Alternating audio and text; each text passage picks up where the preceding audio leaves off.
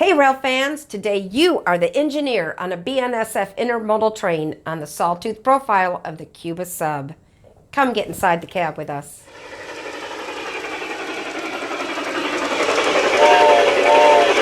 Hello, I'm Deanne from RailfanDepot.com. The Cuba Sub is a former Frisco territory that is now an important route for BNSF. Watch for the in-cab camera to focus on the engineer, and at times, just like an engineer, look back out on the train. We'll be riding in the cab of Burlington Northern SD40-2, number 8006. 3 of these old workhorses power the train today, and they are already coupled to the consist of intermodal cars. Engineer Cliff Phillips, with the railroad since 1966, proudly wears his Frisco hat. He invites us aboard and gives a brief description of the controls before we depart Lindenwood Yard. Throttle, dynamic brake. This here is your automatic brake for your train line, the independent brake, and your reverser, which makes the train go reverse or forward. Headlights, all your gauges. Want me to wait until I hear it from you? I'm there. Over. Okay, I'll take your word for it. Here we go. All right, everybody's in the clear. Okay, have a good trip.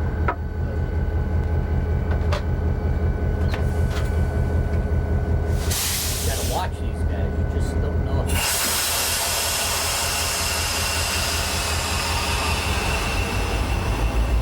Who's telling the truth anymore, you know?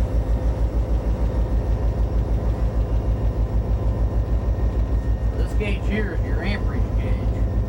Look how many amps is going through the traction motors.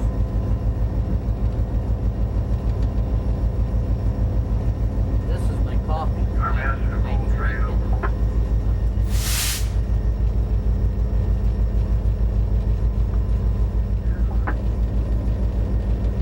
in over.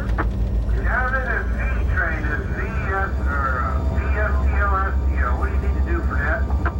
Cliff notches out the throttle and the train eases to life. As we depart BNSF's Lindenwood Yard, the tracks head up a grade leading out of the Mississippi River Valley. Once over the first hill, before arriving at East Valley Park, the line will come back down grade for level running. Between here and St. Clair, the Merrimack River will be crossed 4 times. Between Eureka and Pacific, the tracks run alongside Union Pacific's former Missouri Pacific line to Kansas City. At Pacific, the Cuba Sub curves to the south to wind along the Merrimack River Valley. West of Robertsville, we'll be meeting another train at Rook Siding. Shortly thereafter, the line crosses the Merrimack for the last time and begins the climb up Iron Hill to come onto the Ozark Plateau. West of St. Clair, we'll update our progress with further map details. We continue climbing the grade out of town and run alongside Interstate 44. Since the railroad was here first, we can say that the highway follows the tracks most of the way to Springfield. This first portion of the line is double track and is controlled by absolute block signals and track warrants. After passing East Valley Park, the line will become single track and is dispatched by Centralized Traffic Control, or CTC. Picking up speed now, we come past the station at Webster Groves. The railroad cooperates with a local ordinance preventing the blowing of horns unless 2 trains are meeting one another or for an emergency. As always, please subscribe to see more and hit that bell to know when we launch a new video. More about this show is in the description below, and if you like this clip, get the DVD and see the entire route.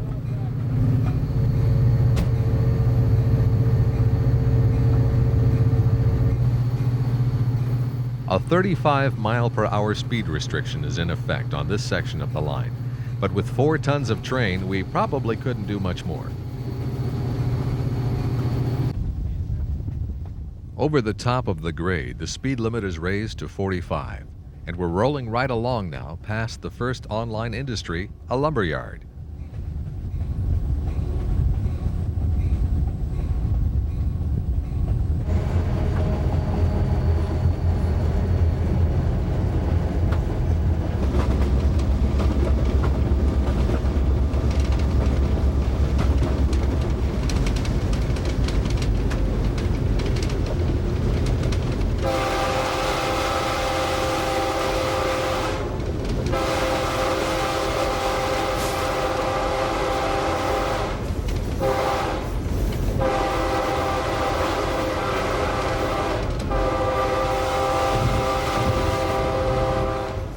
As we roll down grade, Cliff has engaged the dynamic brakes to hold us to track speed.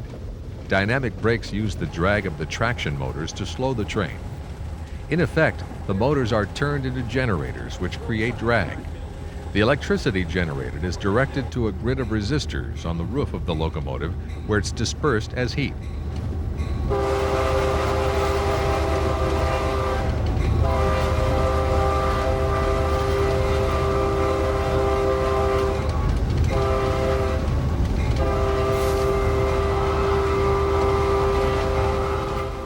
Arriving at the end of double track at East Valley Park, the sign on the signal pole notifies crews that CTC begins here.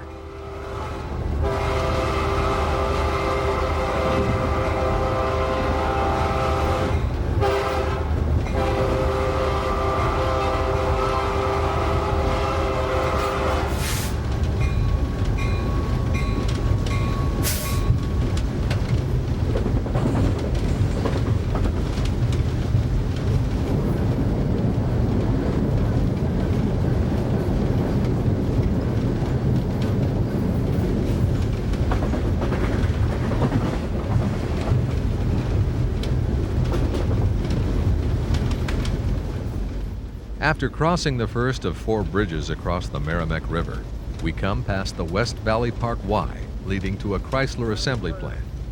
Automobile racks are stored along the main on a track called the Nest. Get up here a little farther. Gravel port, gravel pit. On the right, filled with water. And then straight down and right down.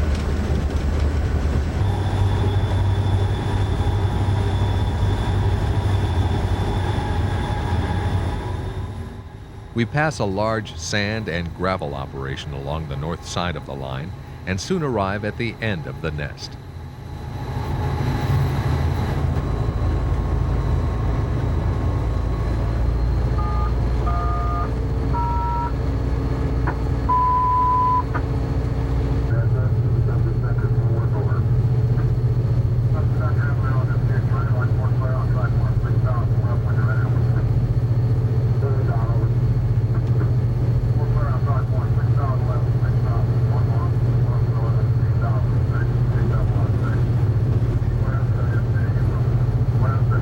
Did you enjoy the Cuba Sub cab ride? Would you like to see more cab rides? Let us know what you want to see. Put it in the comments. We always look at the comments.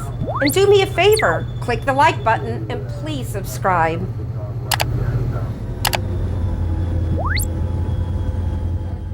After passing milepost 23, track speed is increased to 55 miles per hour. Just ahead is the high span over the Merrimack River, near a location called Times Beach.